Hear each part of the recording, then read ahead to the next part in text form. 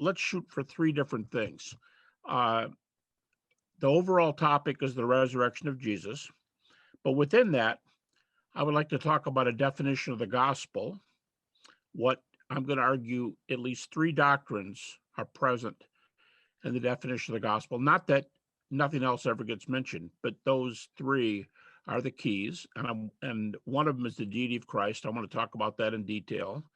And thirdly, in order to do any of this, I'm going to have to let me start by defining an area of evidence that has grown like your ministry. It's grown very quickly, very fast. And I only teach at the PhD level now. I've got great students, probably anywhere from a third to a half of them are already professors. They come from all over the world. And unfortunately, our classes are really small. That's what they have to be at the PhD level. We have a dozen or 14, and I do 3 of those a year.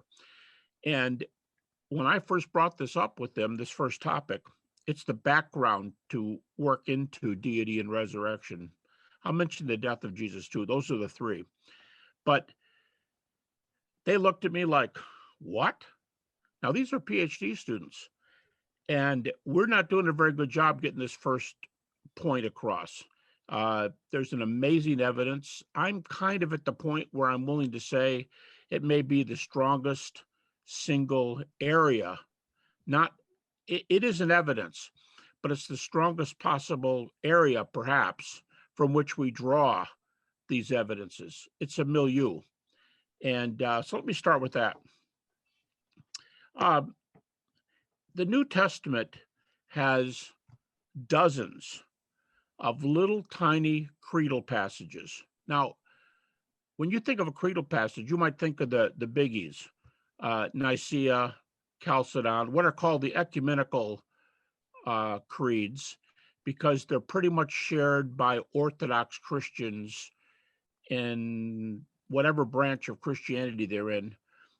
They share these beliefs, and there are maybe a dozen fundamental beliefs, let's say, in the inner circles of Christianity. And somebody might say to you, well, I don't believe in this about creation, or I'm not a dispensationalist, or I'm not a this, or I'm not a that. But I do believe in the deity of Christ. I do believe Christ died on the cross. I do believe Jesus was raised from the dead. I do believe we can have a relationship with him. I believe in God being three persons. I believe, and they go down the line, and those are fundamentals. Well, within these fundamentals, there's an inner circle. If you think of an outer circle called the fundamental doctrines that Christians pretty much agree on, there's an inner circle, which I call the gospel fundamentals. And it's the inner circle because it's probably, I think it is the major theme in the New Testament. And it is a question of, well, let's take the Philippian jailer in Acts. What must I do to be saved? To come to Christ, there's both content and commitment.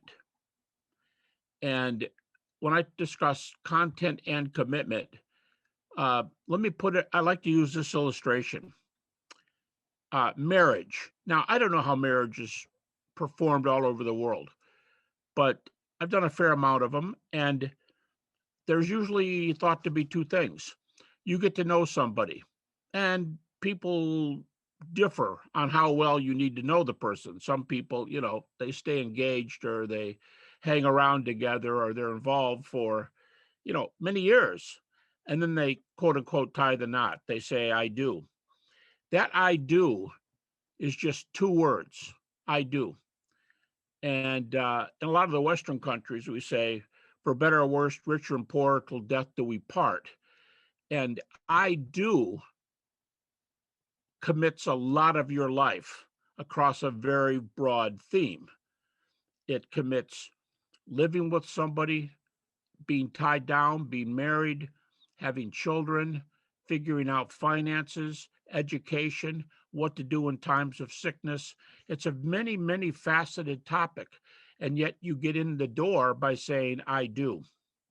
Well, on the gospel fundamentals there at the beginning, I think the best way to explain belief, the word believe in Greek in the New Testament, pisteuo, the noun, pistis, I've heard critics of Christianity say, I heard one very well-known critic say, it's so easy to get into Christianity. All you got to do is believe. For crying out loud, I believe in all kinds of things. I believe in my favorite kind of ice cream. And that was kind of an American definition because the word believe is such a simple word. Yes, I believe George Washington was the first president of the United States almost 200 years ago. Well, over 200 years ago, that kind of thing. But in the New Testament, which is the language we're talking about, the culture we're talking about, it's not Western or Eastern culture, it's, the Jewish culture in the middle of the world. When you say I do to Jesus, I should say it this way, believe is a full commitment. It is basically saying I do to Jesus. When I got married, the pastor doing the little sermonette said, Gary, you may as well admit it right now. Everything on from this moment, whatever you have, you think it's private, you think it's yours. From now on, it's hers. And it was kind of shocking to hear him say that. And she lifted her hand up and she went, yes, like that. All right, because she was the committee. I was the committer. Now she says I do too, but that's what he said to me. And I think that's the best picture because the word believe or commit in the New Testament means to follow. Both John and Peter say we should walk in his steps. Now, somebody might stop me right there and go, whoa, whoa, whoa, do I detect salvation by works here? And I'd say, well, let me ask you. When you said I do, when you got married, was that by works? And you go, works?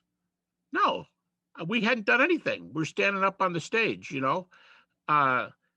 hadn't done anything. But by the time I walked away, I was married. I was committed. Oh, so did you get married by works? No. What did you do? I got married by commitment. I said, I do. That's a commitment. We don't ever ask the question, did you get married by good works?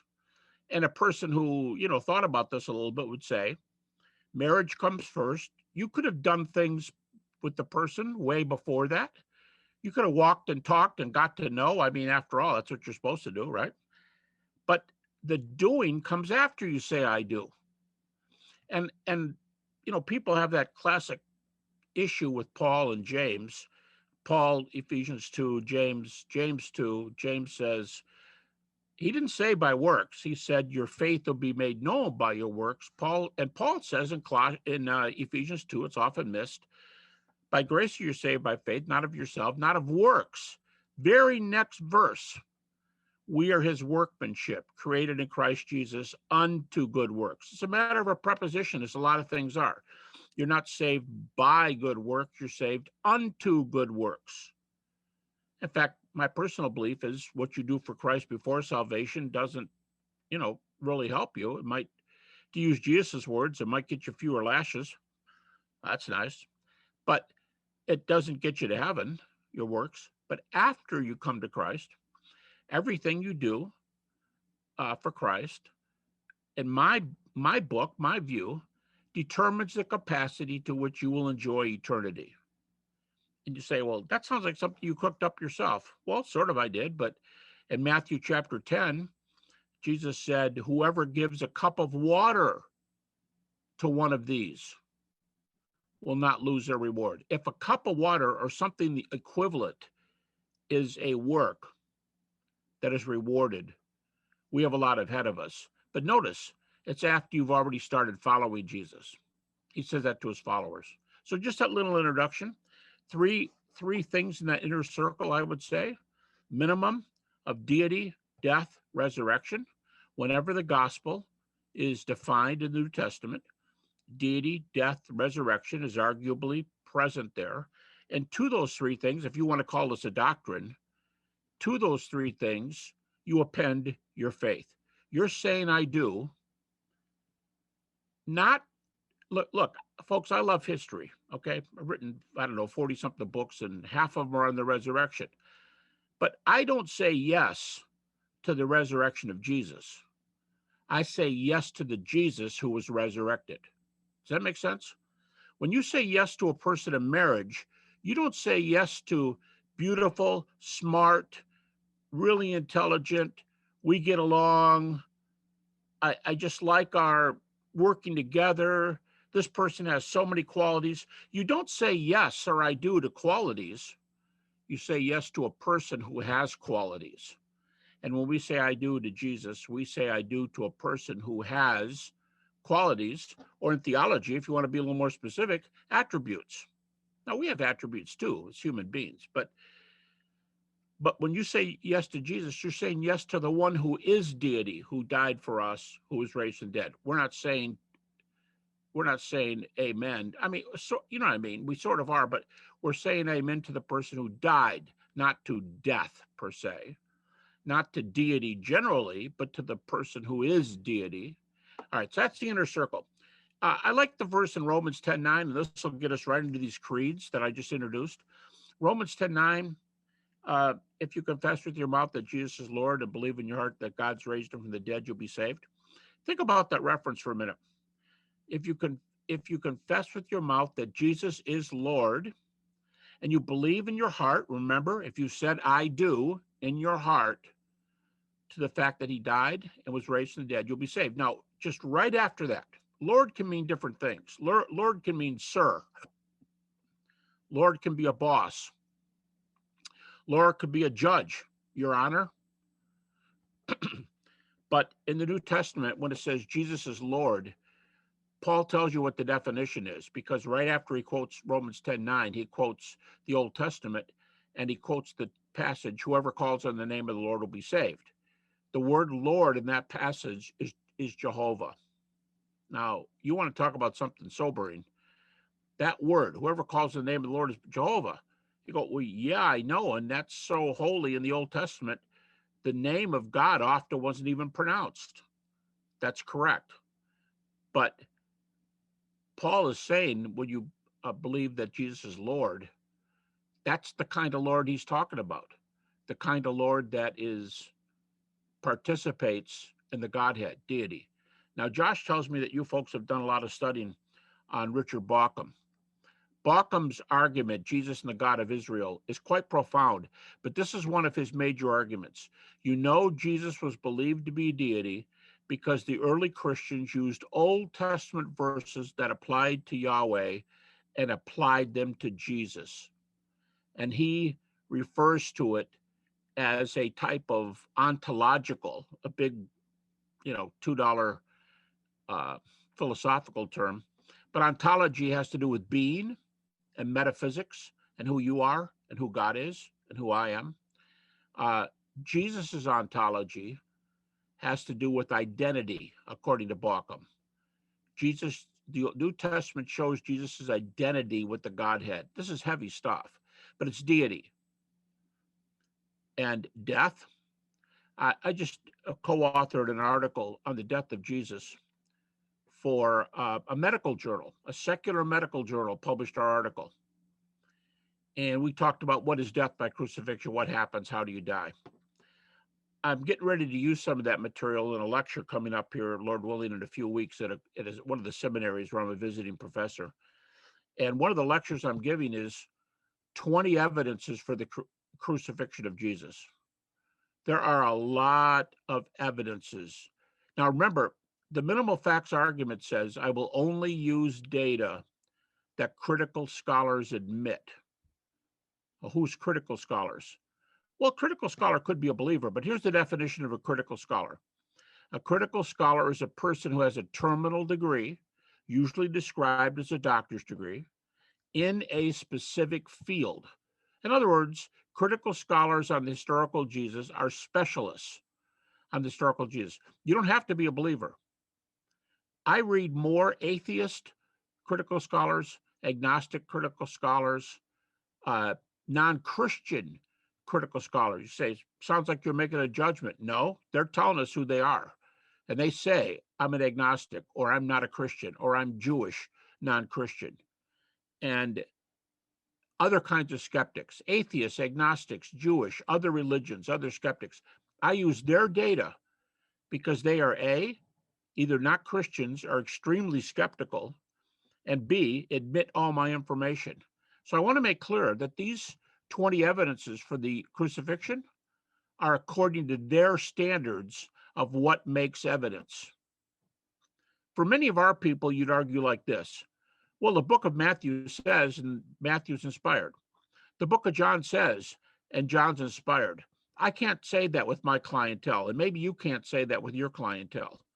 I don't know what the people groups that you represent, I don't know what they believe and know, and I'm not a scholar in your guys' area. But I do know that you often have to walk through the hoops of using their definition of data in order to have the right to present your facts. They don't agree with that if it's not according to their culture and their history and their so on. So that's how I do the minimal facts. And everything you hear me do from this point on is going to be agreed to by the vast majority of critical scholars who study the historical Jesus. Now, back to my comment, Matthew says, John says. I can't argue like that. I have to take special passages in John, special passages in Matthew, and tell the critic why those passages meet the mark, the evidential mark that they accept. Then they go, oh, well, hey, go ahead. And then I can use passages. One small example. In Matthew chapter 11, it's also in Luke. This is the material we call Q. Josh, I don't know how much you've gotten into this, and I don't want to start a big thing here. But when I talk about the Q material in New Testament, the gospel sources are designated by names. And Q, I am not talking about whether there was an ancient book of sayings of Jesus. That's fine. If they're actual sayings of Jesus, that's fine, but that's not what I'm arguing. I'm arguing that there are passages, very simply, definition, there are passages that are in Matthew and Luke, but not in Mark. Those are called Q passages. Critics often teach them, now see, this isn't my view, but I have to use their data. They often tell you that Q passages are the earliest and best passages there are. Well, guess what? In Matthew 11 and in Luke, but not in Mark, Jesus makes a statement that sounds like John. Critics often don't like John, but they're fine when Matthew and Luke say it and Mark doesn't, because it's an early Q saying. And it goes like this, paraphrasing. Jesus, and we're talking about the deity of Christ too, right here. I'm using my examples to kind of get across some of these areas. Okay, Jesus says, no one knows the Son but the Father, and no one knows the Father but the Son, and those to whom he will reveal them. Well, that's not that you go. Now, if you knew your Bible pretty well, but you didn't know that was in Matthew, you might go, hey, I hear John there. Where is that in John? It's not. Matthew and Luke. So it's often called by critics, it's called the Johannine thunderbolt. Or as I think it's Ben Witherington, a well-known New Testament scholar, as Witherington says, it's not a thunderbolt, it's a lightning strike. Thunder doesn't do much, lightning does. And for Matthew and Luke to speak like Jesus said, no one knows me but the Father, and no one knows the Father but me. That's pretty radical. Yeah, well, we don't accept that stuff. It's pretty late. That's in John. Nope, it's not. It's in Q. It's in the earliest passages. That's an example of using critical scholars. Now, see, someone's not going to argue with me. A Christian's not going to argue with me. They'll say, no, don't use the Bible like that. Don't use Matthew 11. Of course, they'll let me use Matthew 11. But I'm majoring in the verses that the critics will use. So that's the minimal facts method. I'll use their data, and I'm going to try to show you today that the resurrection happened with data they allow. How many of them? How many scholars? I would say of the half dozen facts I use, they're probably agreed to by 90 something % of the skeptics. I don't care. I'd rather read atheists, agnostics, non-Christian New Testaments. If they've got to be specialists. They can't be people running around saying, I know the Bible. They've got to be specialists and have terminal degrees, and they will grant you this material. All right, that's the minimal facts argument. Now, and I mentioned a little bit about the deity. I mentioned Romans 10:9, mentioned Matthew 11. Let me tell you why Romans, you can tell why Matthew would be authoritative if it was said because it was said by Jesus. But Romans 10:9 was something Christians made up later. Why is Romans 10:9 authoritative? Okay, now this is going specifically to the creeds topic. I've defined minimal facts. Let me go straight to the creeds. This is one of the three topics I want to do today. The minimal facts is my method. The three topics are creeds, say a little bit more about deity, and resurrection. Creeds. Very early when Christ died, usually put at 30 AD, the second most popular year, maybe you're surprised, is not 29 or 31. The second most popular year is 33 because you got to get the moon right for the Passover. So, but 30 is the general date. It's usually used by people. They don't waste time arguing about what the year is. It doesn't make any difference. Whatever happened, happened when it did, and we go from that point on. Okay. Traditionally, that's the AD BC, but, we've gotten away from that. At least a lot of scholars have. Okay, so this all happened in 30 AD. The cross happened in 30 AD.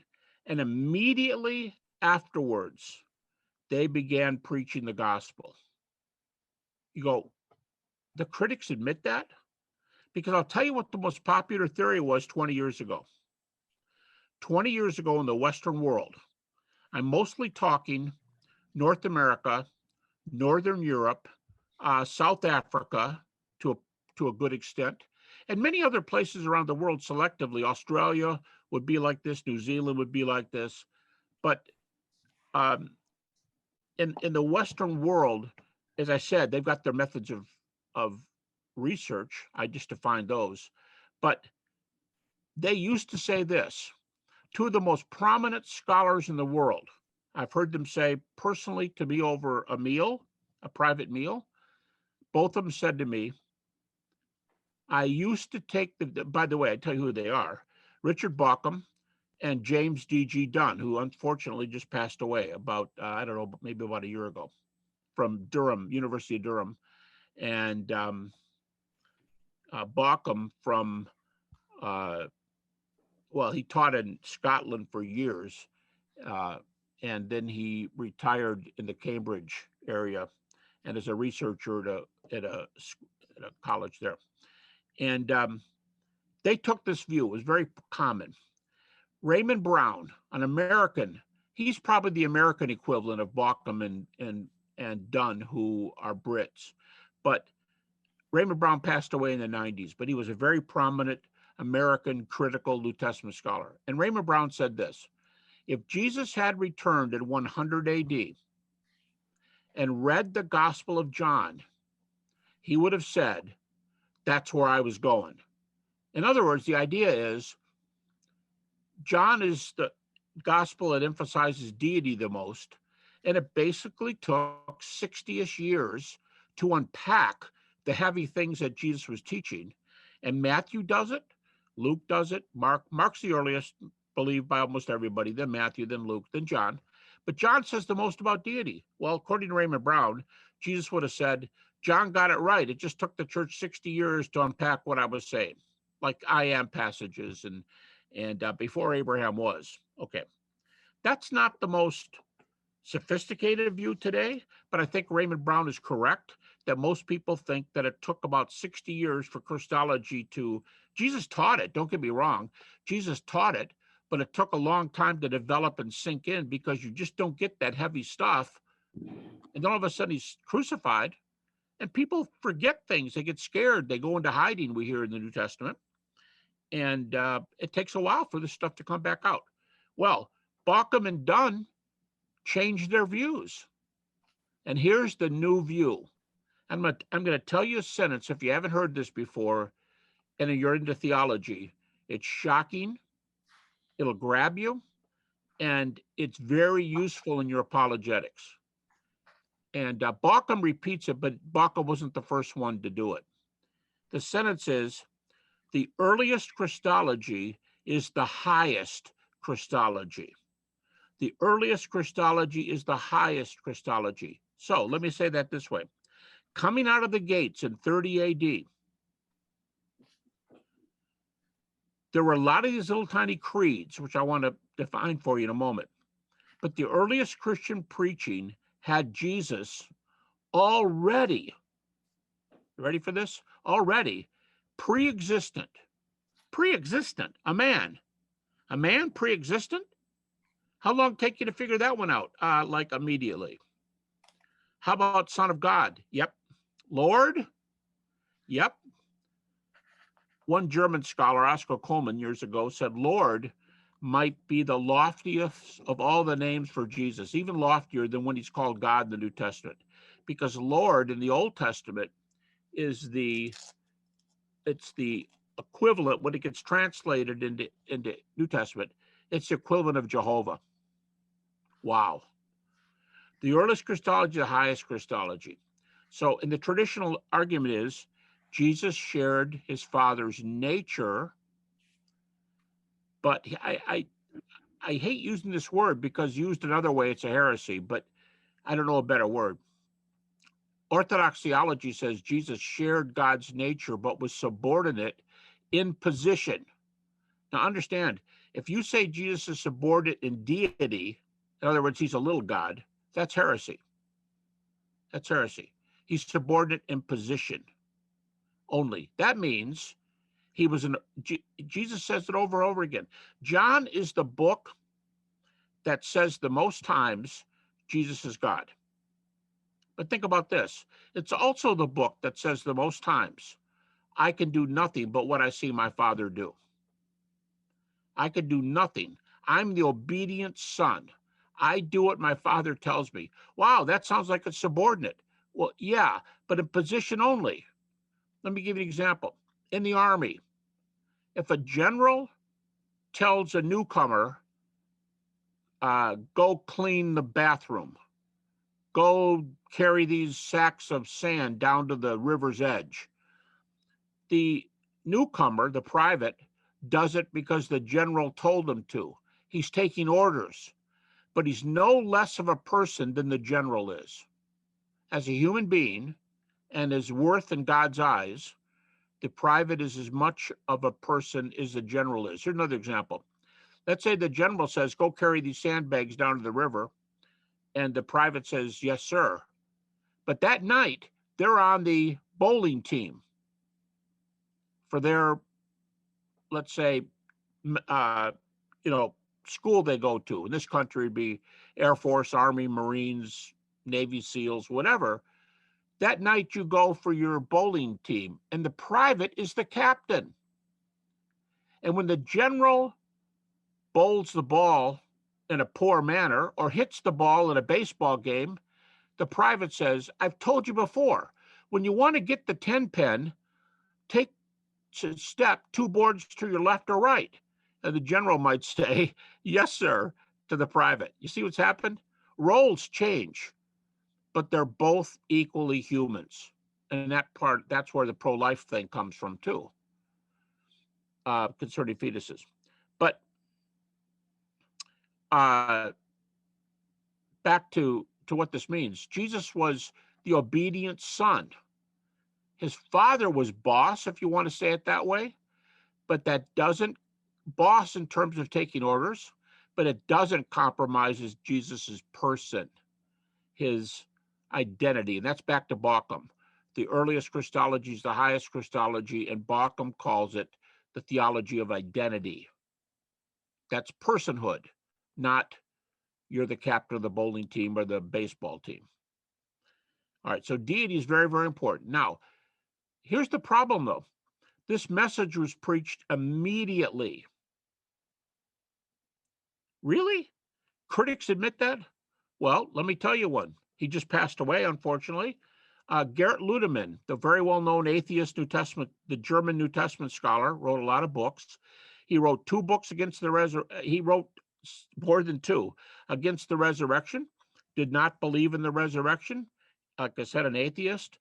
But he said the preaching started immediately after the cross. Well, according to the book of Acts, it only took 50 days, right? Pentecost. It took 50 days for Peter's famous sermon. Well, Ludemann, he's not going to die for Peter's sermon on Pentecost, but he is going to tell you that the earliest message began right away. Bart Ehrman's going to tell you Jesus was pre-existent during this time.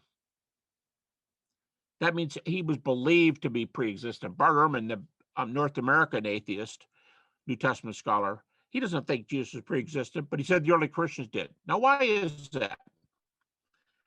This is the creeds topic, and this is the problem. When they went out preaching the gospel, many of Jesus's hearers were illiterate.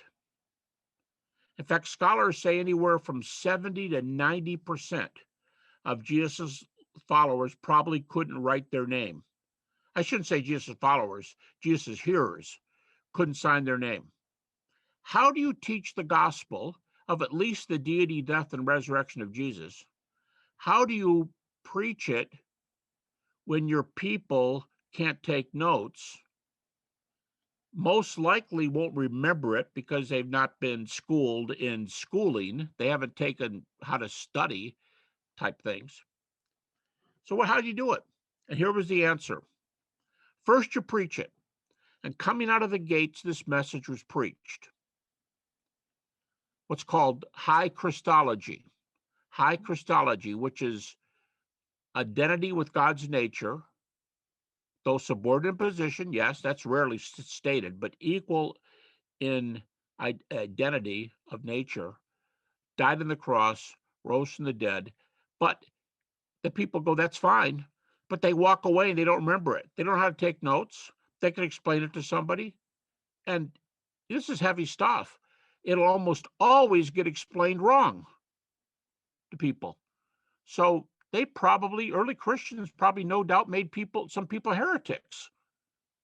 They probably said, yeah, Jesus wasn't quite God, but he was getting there. Or something like that. That's heresy. So what they did was they started preaching in little ditties, little quotations, little things that you can remember, even if you can't write your name. These are called creeds. Now, they're not full-blown creeds like Chalcedon or Nicaea, but they are little memorized snippets. There's dozens of them in the New Testament, and the critics know where they are. Go, well, that sounds kind of subjective. No, you got to be a really good Greek scholar because there's a lot of ways to tell where these creeds are. It's like, think of a paper. You're writing a graduate paper for your professor, and you're quoting a bunch of people. And when you quote the statement, you might even put it in a block quote, and you say, this isn't mine, it's Tom Wright's. And what do? If you don't say it's Tom Wright's down in a footnote, your prof writes in the margin, according to my book, it's in this volume by Tom Wright. Don't you think you ought to tell us this isn't you? That's telling, fairly where the quote comes from. Well, these quotes come from the apostles, and they spread them around, and there's dozens. But quotations often break the flow of the text. You ever put a quotation into an essay, and it doesn't follow the tense, and you try to make it to fit? It doesn't quite fit, and the professor writes in the margin of your paper, rough transition. You've probably seen that. We all have.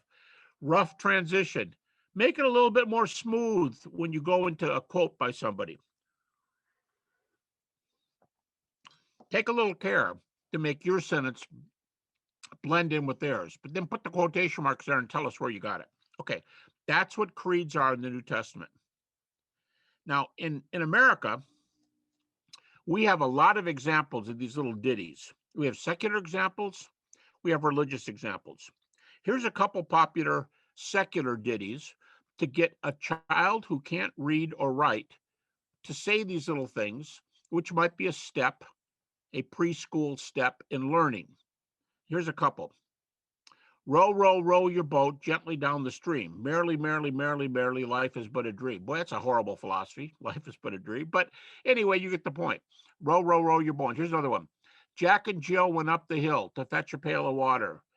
Jack fell down and broke his crown, and Jill came tumbling after. Okay, those are two little ditties that many, many, many, many school children in our country learn. They're not special. They're not theological, but you've taught them. You've taught them to memorize. You've taught them to recall. That's how you start learning. All right, now here's a religious one. Which one should I use? Amazing grace, how sweet the sound that saved a wretch like me. I once was lost, but now was found, was blind, but now I see.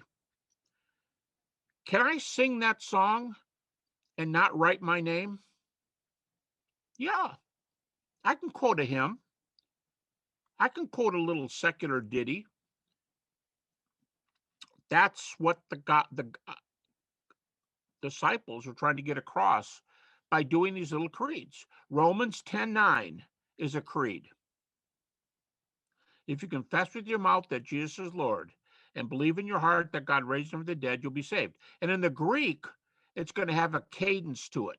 Dot, da, dot, da, dot, da, da, dot, da, dot, da, dot, da, dot. The best example in the New Testament is 1 Corinthians 15:3 and following, which is Paul saying, I preach to you Corinthians, first two verses, I preach to you Corinthians the gospel. And if you said I do to Jesus, he uses the word believe. If you, the Greek, if you committed your life to Jesus, if you said yes, if you said I do, you're saved, he says. And if not, you're not. He says that in 1 Corinthians 15:1 and 2. And starting in verse 3, he says, watch his words. I gave you what I was given.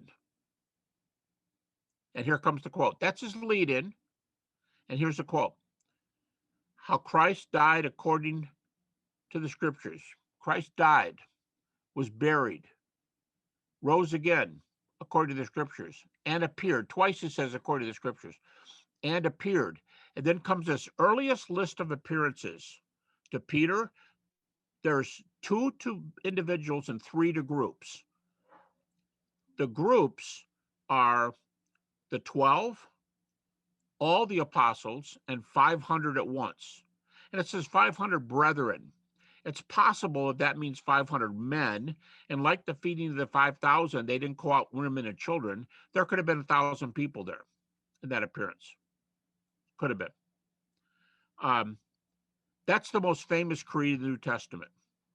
Now, these creeds are very early. They're preached coming out of the gate. High Christology, death with its 20 evidences, medical and otherwise, in that medical article I was telling you about, resurrection. Josh, if you're interested, if you want to send me an email, if I haven't sent it already, I can attach that medical article for you, the medical journal, with what medical doctors are saying death by crucifixion is. And I can attach another one too. We've recently published 2 on the subject. But now let me tell you why this is significant on the resurrection, our third topic. We're talking deity, death, resurrection. It was taught from the earliest time. Jesus was believed to be pre-existent, the Son of God, and even Lord. Out of the gate, he's called Lord. 30, 31, 32 AD, not 95 AD when John was written. Sure, when John was written, but they've been doing it already for 60 years. And that's the emphasis of Richard Bauckham, Larry Hurtado, people like that. They're called the High Christology Club because they're bringing high Christology to the beginning. Garrett Ludeman, as I said, to repeat, said the earliest preaching came on the resurrection came immediately. Bart Ehrman, the North American atheist New Testament scholar, says many of these creeds date just 1 to 2 years after the cross. Now, if it's true that these folks started teaching it right away, and we have what they preach because of the creeds, then get this further fact. About 80% of the creedal statements mostly they're in the epistles, but about 80% of the comments, guess what the topic is? Deity, death, resurrection of Jesus. The earliest topic of the creeds is the innermost circle of the fundamentals. Without it, you have nothing. Without it, you don't have Christianity. Mess it up, and you have heresy. Deity, death, resurrection. And it comes out of the gate where they taught that Jesus was pre-existent. You go, well, let's talk evidence for a minute.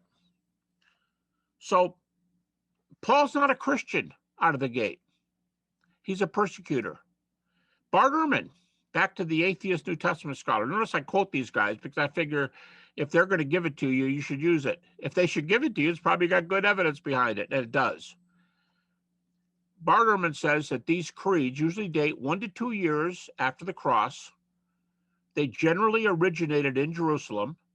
They could have come from the apostles themselves.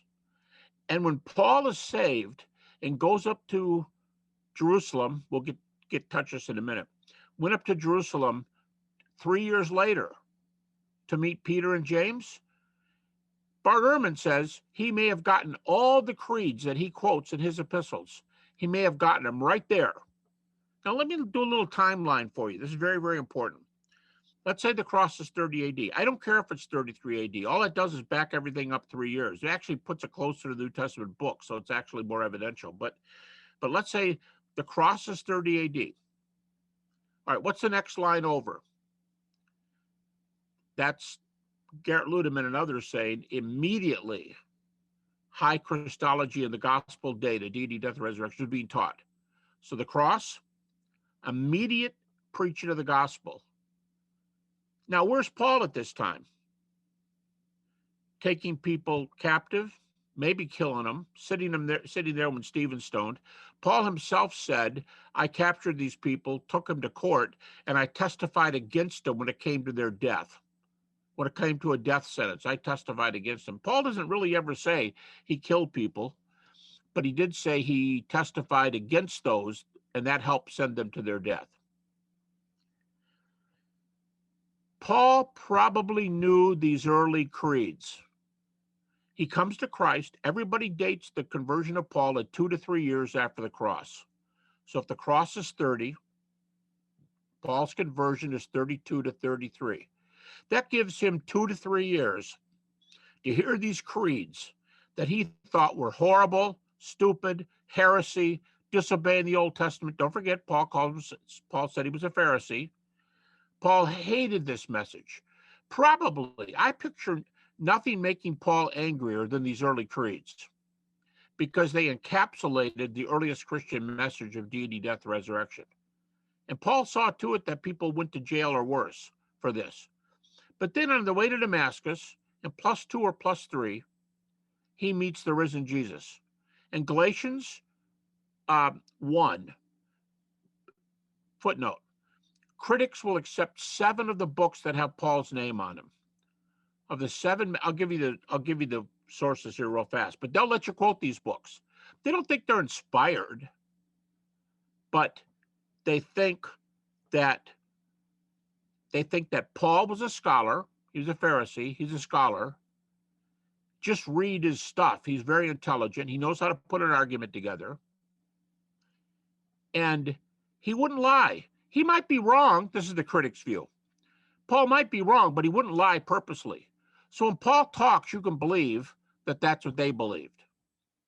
And the 7 books they'll give you: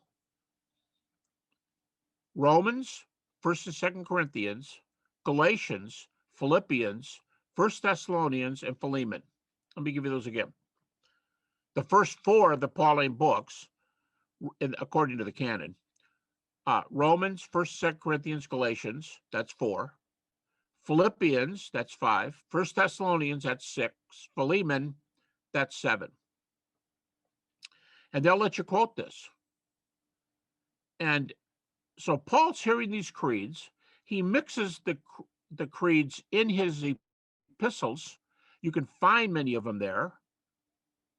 And Romans 10:9 may be my favorite, as I've already told you, because of the word Lord being used, and it's Jehovah in the Old Testament, as Paul tells you. The whole thing is there. So he goes up to Jerusalem a mere 3 years later. So if he's converted at 32 to 33, he's in Jerusalem at 35 to 36. Folks, if you ever do ancient history, that's the field I'm trained in philosophy, but I do most of my work in ancient history. You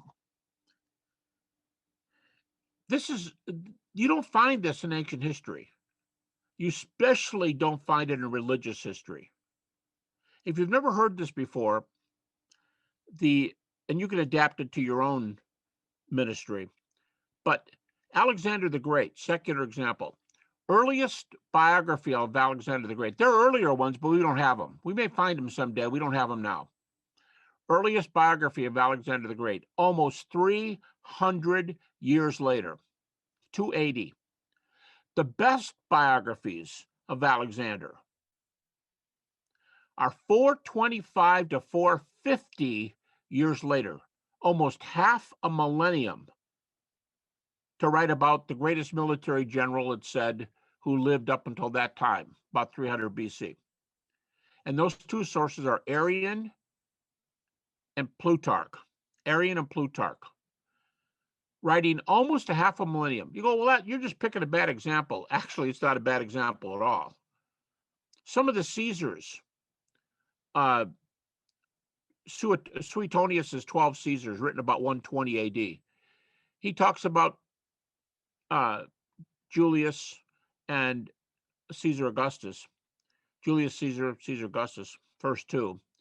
And his source is more than 100 years after. That's really good in the ancient world.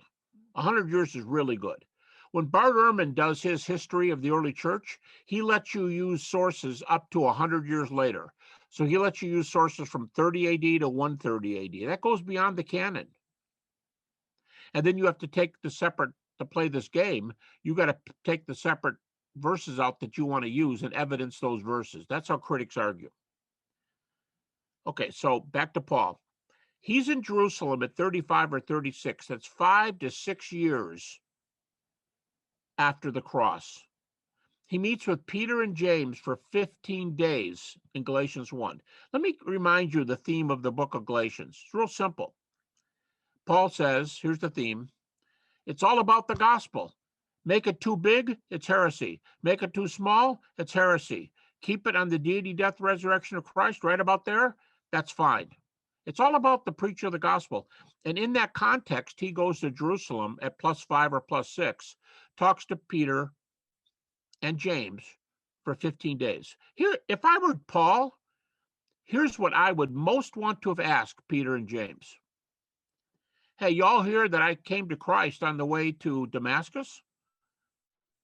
I'll tell you what Jesus looked like to me if you'll tell me about your experience. I want to know what the risen Jesus looked like to you. And Peter, not trying to put you down, man, but you denied the Lord 3 times. James, not trying to put you down, but you didn't believe in your brother before the crucifixion. Me? I'm the worst of all. I was a persecutor. I don't even deserve to be an apostle. Which, by the way, if you're preaching a sermon, there's a footnote for you. God redeems the lives of people who have been messed up. That's a good theme. And those 3 right there, they had been messed up at one time. And anyway, so I imagine Paul saying, you tell me what Jesus looked like when you saw him on Sunday. I don't want to put you guys down, but if you remember correctly, you guys were hiding because you were scared of the Romans. That's what I read from your sources. And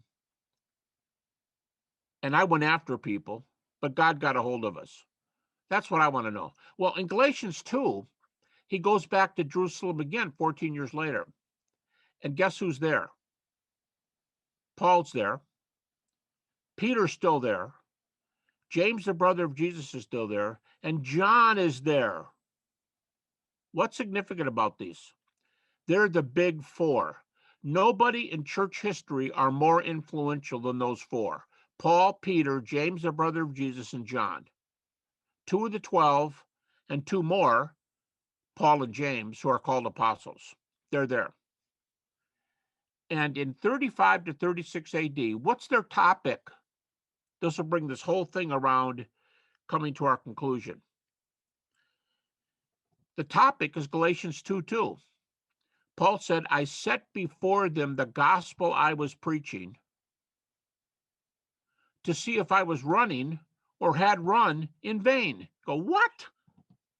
Yeah, I gave them the gospel I was preaching to the Gentiles just to make sure we're all on the same page. Well, bless you, Paul. We didn't have very many researchers in the early church, but Paul's a trained Pharisee, and he's doing his research. What's he doing? He's interviewing the eyewitnesses. He's interviewing the eyewitnesses. Peter, James, the brother of Jesus, and John. They saw the risen Jesus right after the cross. Paul had to wait a few years. As he says, 1 Corinthians 15:8, last of all, he appeared to me as one born out of due time. By the way, that Greek word for born out of due time is the Greek word for aborted or miscarried. Paul says, I was aborted or miscarried. You guys were there at the beginning. I missed the boat for a few years. So he goes to those guys. And okay, well, did the big three, Paul calls them the pillars of the church, did the pillars agree with him on his gospel? What's the gospel? Well, let Paul say it. Romans 10:9. That's not Paul, you remember. He's quoting their creed, right? That would be a footnote. Peter would be in the footnote or something like that. If you confess with your mouth that Jesus is Lord, believe in your heart that God's raised him from the dead, you'll be saved. In the order there, it's deity, resurrection, death, but they're all there. He says, you know what I believe? What do you all believe? Well, right after Paul gave him his gospel, you find these 5 words in English. They added nothing to me. They added nothing to me. What's that mean? We're all on the same page. A few verses later, Galatians 2:9, they lay hands on Paul and Barnabas and send them out to missions work. Look at you folks. They laid hands on them and sent them out to missions work. Now, I don't know, Josh, you guys, I don't know, the churches you go to, you ever lay your hands on heretics? I mean, do you lay your hands on known heretics? I don't think that's the way the church operates. So when the Gospels lay hands on Paul and Barnabas in Galatians 2:9, accepted by critics, this passage is accepted by critics. What were they doing? They're saying, you're our brother. You take, as they specifically say, you take it to the Gentiles, we'll take it to the Jews. But the gospel message is the same. Why is this important? Because I've just given you 5 steps in between 30 AD and 36 AD, just 6 years max. These 5 steps of historical evidence have occurred. Number 1, the preaching started immediately. By the way, there's a Greek word for that. It's a New Testament word. It's called homologia. Homologia means the original message that everybody agreed to. Homologia means the heart of something. In chemistry, it's a different message, right? The homologia is a different message in the field of chemistry. I don't know what it would be. And it's something else in physics. And it's something else in journalism. But for Christians, the homologia, the guy who writes, one of the guys who write the most on this says, the homologia centered on the deity, death, and resurrection of Jesus. Yes, other things are mentioned. Jesus was born of a woman. Well, that's important because I guess we're talking about the incarnation there. But deity, death, resurrection, always there. Okay, that's step 1. Out of the gate, Garrett Ludeman preached immediately. Step 2, James, in that very early stage, James becomes a believer. How do we know this?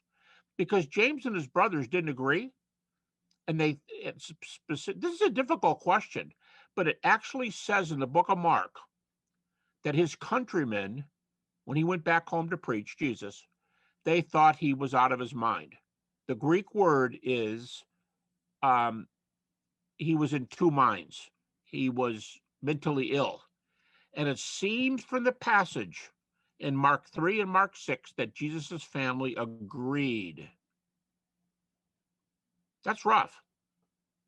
And so James comes from that background, but he's converted. That's the second step. First one is homologia. They preached it. How do you know James was there real early? This is interesting. In Acts chapter 1, Jesus ascends just before the first sermon, just before the immediately. And James and Mary, it says Mary and the brothers were up in what we call the upper room. They were in prayer with the other apostles. They were all together meeting with the church. First time we read that in the Gospels. All the references to Jesus' brothers in the Gospels are all negative. In fact, John 7:5 specifically said his brothers did not believe. But he's there with the early Christians. The sermon starts right away. Second step, James sees Jesus and is totally transformed.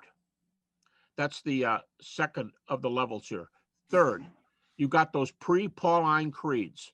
Folks, I may not have made this plain, but a number of the earliest creeds were around before Paul was converted, right? I told you Paul probably hated them, knew them, row, row, row your boat.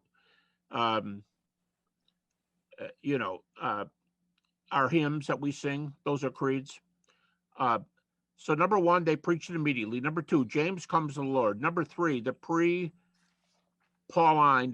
critics call them the pre-Pauline creeds.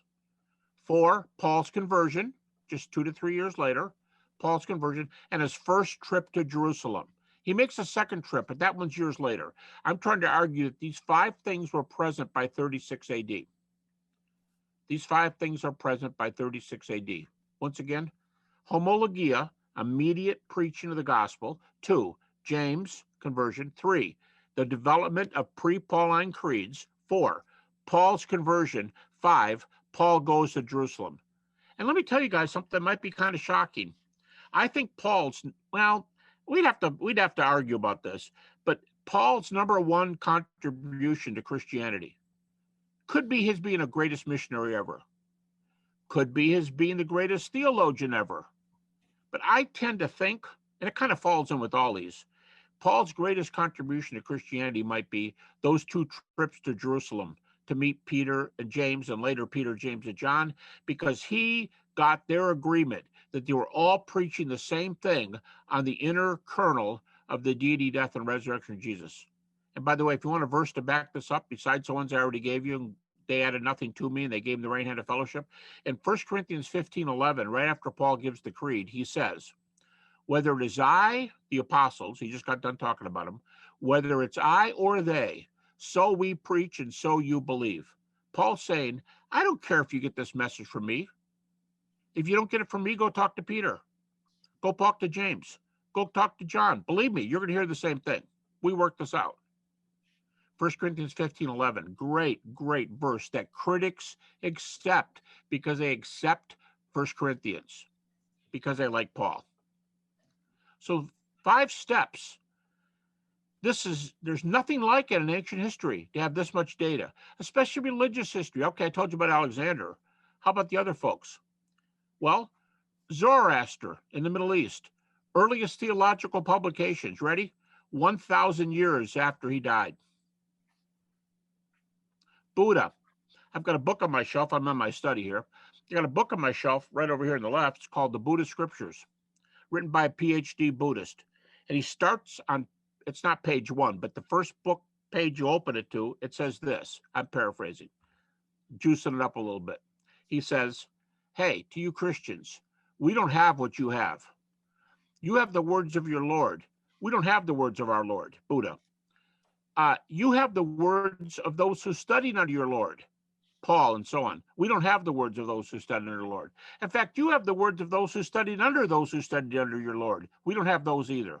And then the next line is quite shaking. He says, the selections I've chosen in this book for the most precious Buddhist scriptures are generally 600 to 800 years after Buddha died. 600 to 800 years later. And they're going to complain about us using 5 sources by 6 years? 5 sources within 6 years? Folks, that's how you do history. With history, you want the 2 big E's. Early eyewitnesses. Now listen, eyewitnesses can be wrong. Critics tell me this all the time. Atheists write to me all the time. Hey, dude, you think you can get back to the early eyewitnesses? Did you ever hear something? Eyewitnesses can lie. Yes, they can. They can be wrong. But here's my answer to them. What do you want me to do? Use very late non-eyewitnesses? Would that make you feel better? How about very late non-eyewitnesses? Would that float your boat? No, you're going to want early eyewitnesses for whatever you're doing. That's how you do history, and we have it. And we have many other rules for history that are fulfilled. Right here. Let me end. According to my clock, I'm at 61 minutes, 1 minute over an hour. Let me end with a quotation from a Australian Christian historian. His name is Paul Barnett. You can get here's one of his books right here. I just happen to have it next to me. He's got a trilogy on the historical Jesus, and this is called The Birth of Christianity, the First 20 Years. This is really cool because he doesn't do what most Christians do. He didn't say the birth of Christianity and go up to Martin Luther, or the birth of Christianity and tell you what they were doing the first missions 200 years later. He doesn't even talk about Chalcedon and Nicaea at 325 to 451 AD. He does the first 20 years. Now, critics admit my data, it's all over the place. But he's going to tell you how you can construct a history of Christianity from the earliest sources we get the gospel. And you know what he says in here? He's an historian. Here's what he says. No prominent person in history has the early eyewitness data that we have for Jesus. Did you hear that? Nobody in ancient history, east, west, north, south, great founders of empires, great military geniuses, great historians, great philosophers. Nobody has the kind of data that we do for Jesus. Are you kidding me? Five historical sources within 6 maximum years, and it could have been 5 years. He could have been, remember, he was converted at 2 to 3. If he's converted at 2, then he's in Jerusalem at 35. That's 5 years later. And they admit that Paul got this data early. They don't believe it because we're more influenced by our worldview than we are by facts. That's everybody. Everybody in the world is more influenced by your family, what you've already believed, your culture. And they maybe don't know why they disagree with you, but they disagree with you. They may not be able to emphasize it. They can't cite Buddha. They can't cite Zoroaster. They can't cite, by the way, you ready for the big one? The Bhagavad Gita of Hinduism. Maybe the best known source. The Upanishads, that's another one. The Upanishads for the Hindu. Earliest source we have? 1,800 years later. 1,800 years later. Yeah, but here's the biggie. What about the Bhagavad Gita, often called the Gita? What about the Bhagavad Gita? The earliest source we have, if Krishna lived in history, and I'm citing Hindu scholars when they say, I got a Hindu scholar who says the majority of Hindu scholars don't believe he lived in history, but that's when he was supposed to have lived. The earliest copy of the Bhagavad Gita, I'm told, is 4,200 years later. The Upanishads, 1,800. Zoroaster, 1,000. Was I picking a bad source in Buddha? Not at all. He's only 600 to 800 years later. Jesus, 5 arguments within 5 to 6 years. By the eyewitnesses. We have a fantastic basis. There's no one like this. And you wonder why people around the world can't stand us. Because our baseball team hits more home runs, more hits, has better pitchers, and they don't like teams that win all the time. You know, that's why the New York Yankees aren't very popular some places. I'm not trying to be triumphant. I'm just saying God has given us a very special message. And by the way, one comment, and I'll end here, see if you have any questions. When I was talking to Josh just a few weeks ago at ETS in Dallas, we had a great time together. How long, Josh? 3 hours? Yeah, we spent 3 hours together. 3 hours. And I asked Josh a question. Josh, what do you say if a skeptic says to you, you got a bunch of early Christian stories, but all those early Christian stories are phone tag. You guys know about the phone tag thing, right? You've put 5 people in a row. You tell a secret to the first one. They tell a second one. They tell a third one. They do this on talk shows. And by the time the 5th person gets the story and they tell it, everybody laughs because it's not the story that the first one told. It's already changed. Be careful saying Christian truth, the Gospel of John, whatever. Be careful of saying it's too early for mythology. It's not too early for mythology. Here's how long mythology takes. 6 people in phone tag. The 6th person 15 minutes later screws the story up. And it becomes sort of a myth. How do you know this early message? 5 sources in 6 years. How do you know it's not phone tag? Here, first of all, the critics admit it. Now, that doesn't prove it. Please, please, please. People misunderstand me. Because the critics admit it doesn't mean it's true. The question is, why do the critics admit it? Because we have so much data for each one of these. Of these 6 facts that I'm going to use, which are not the same as the 5 I just gave you, but the 6 facts, which, by the way, uh, Christ died by crucifixion. His disciples had experiences that they believed were appearances of the risen Jesus. Everybody admits this. 3, they were transformed even to the point of being willing to die. Don't say they all died. It's really hard to prove that. But the big ones, the first 3 in Jerusalem, Paul, Peter, and John, we have first century sources for their martyrdom. First century, one of them Josephus, non-Christian. They were transformed. It was preached very, very, very, very early. And then you have 2 converts of 2 biggies, unbelievers, James and Paul. Those are the 6. Cross,